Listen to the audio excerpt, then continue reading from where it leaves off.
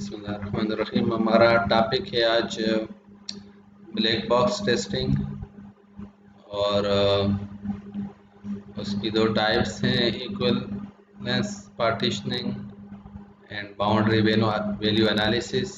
तो इन दो टाइप्स को स्टडी करते हैं आज। So black box testing, also called functional testing and behavior testing। क्यों ये फंक्शनल टेस्टिंग या बिहेवियर टेस्टिंग कहलाती है? बिकॉज इसमें रिक्वायरमेंट्स और functionality of the system check की जाती है, इसलिए इसको फंक्शनल टेस्टिंग भी कहते हैं या बिहेवियर टेस्टिंग भी कहते हैं। Black box testing attempts to find errors in external behavior of the code in the following categories: incorrect or missing functionalities, interface error, error in data structure used by interface, behavior or performance error, initialization and termination error। So basically both type of error ये find out करना चाहते हैं, functional errors भी और non functional errors भी। और चूँकि हमारे पास इंटरनल स्ट्रक्चर अननोन होता है, तो हमें इंटरनल स्ट्रक्चर का कोई पता नहीं होता कि सॉफ्टवेयर कैसे इम्प्लीमेंटेड है। Just we have is the requirement specification और फंक्शनैलिटी, और उसी से ही हम डेटा टेस्ट केसेस जनरेट करते हैं और उन टेस्ट केसेस की एग्जीक्यूशन करते हैं। It is best if the person who plans and execute black box test is not the programmer of the code and does not know anything about the structure of the code। वो बंदा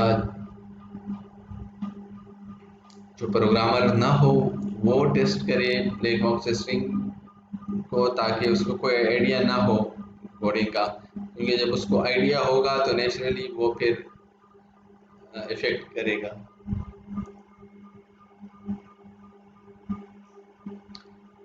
Programmers are naturally biased and are likely to test the program does what they program it to do। So usually tester होता भी non programmer है, ठीक है, उसको specially in case of black box में वो नॉन प्रोग्रामर ही होना चाहिए। What are needed are tests to make sure that the program does what the customer want it to do। जी हम बेसिकली एक्चुअल रिजल्ट और एक्सपेक्टेड रिजल्ट को compare करते हैं और हमारे लिए बेस्ट पॉसिबिलिटी ये है कि वो दोनों सेम हों, उनमें डिफरेंस ना हो। सो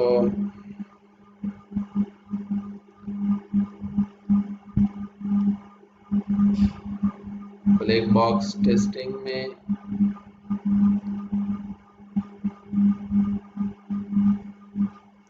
tester should just be able to understand and specify what the desired output should be for a specific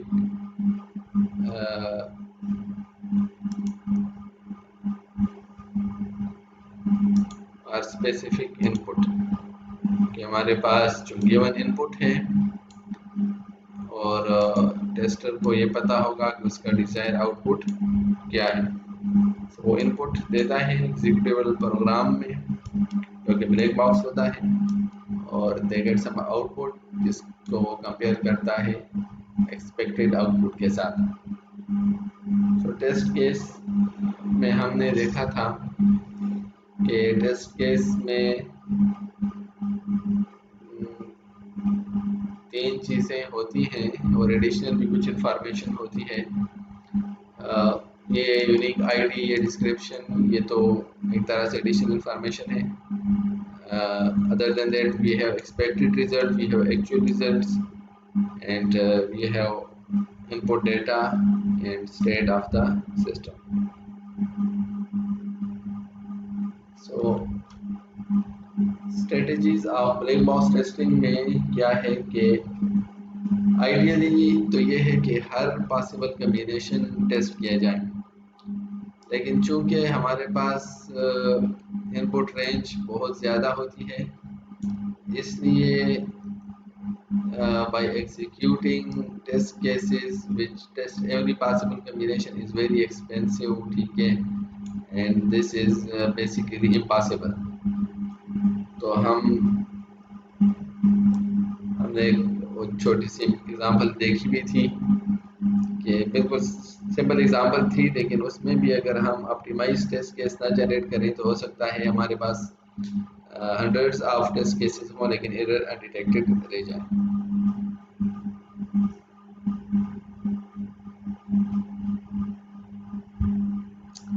objective क्या होते हैं कि we need to find as many defect as possible with as few test as possible, कम से कम test cases हों। और objective ये हैं ब्लैक बॉक्स के भी कि ज़्यादा से ज़्यादा एरर डिटेक्शन हम करें। So for this we need to apply some strategies, ये काम करने के लिए कि कम से कम टेस्ट केसेस हों और ज़्यादा से ज़्यादा हमारे पास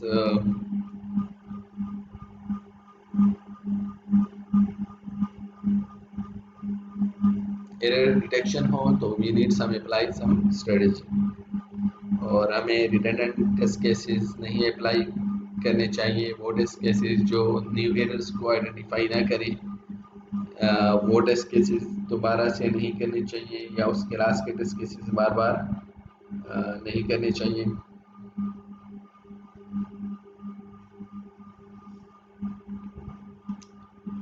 सो ऑब्जेक्टिव ये होना चाहिए कि each test case should prove a different mode of failure.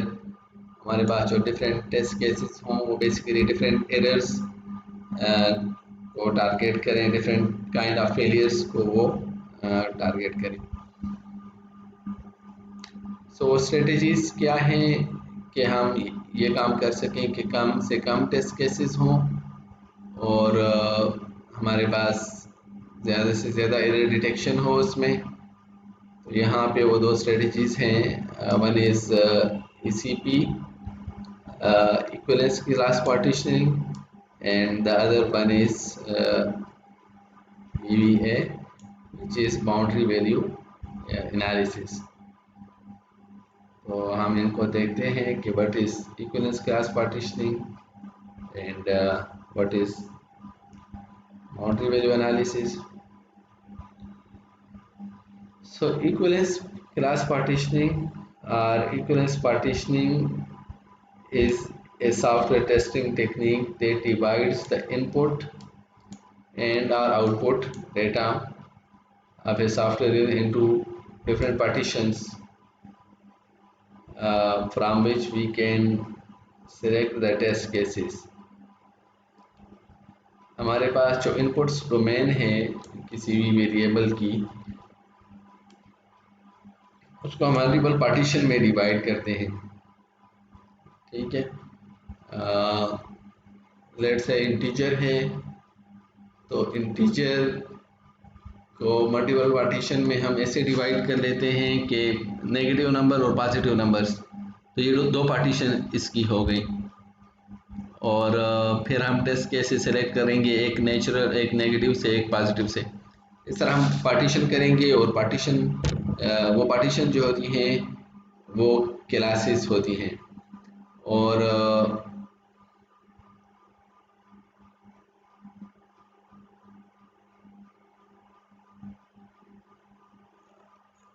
इसको, इन क्लासेस को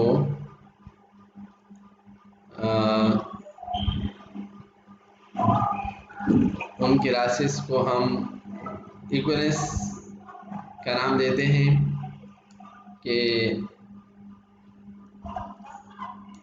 म्यूट कर दीजिए किसका।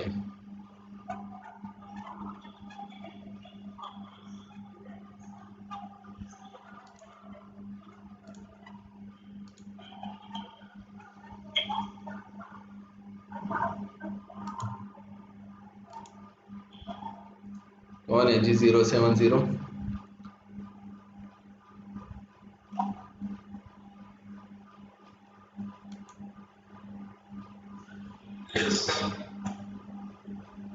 जी आप म्यूट कर दें।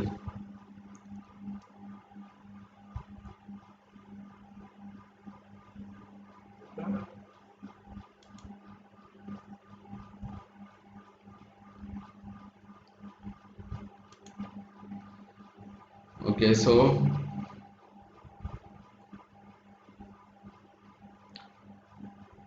अभी पार्टीशन इनपुट डोमेन, और वो पार्टीशन जो होती है हम उसको क्लासेस कहते हैं उस पार्टीशंस को। और वो जो क्लासेस होती हैं उनमें जितनी भी डेटा वैल्यूज़ होती हैं हम ये ज्यूम करते हैं कि उनका जो इफ़ेक्ट है वो इक्वल है सबका, तो इसलिए उसको इक्वलेंस क्लास पार्टीशनिंग कहते हैं। Equivalence partitioning are usually derived from the requirement specification for input attributes that influence the partition, जो कि ब्लैक बॉक्स है, तो हमने वो पार्टीशनिंग भी रिक्वायरमेंट स्पेसिफिकेशन की बेस पे करनी होगी। और test cases are design to cover each partition at least once.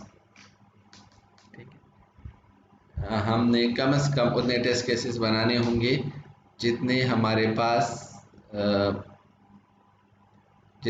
Pass partitions होंगे। सो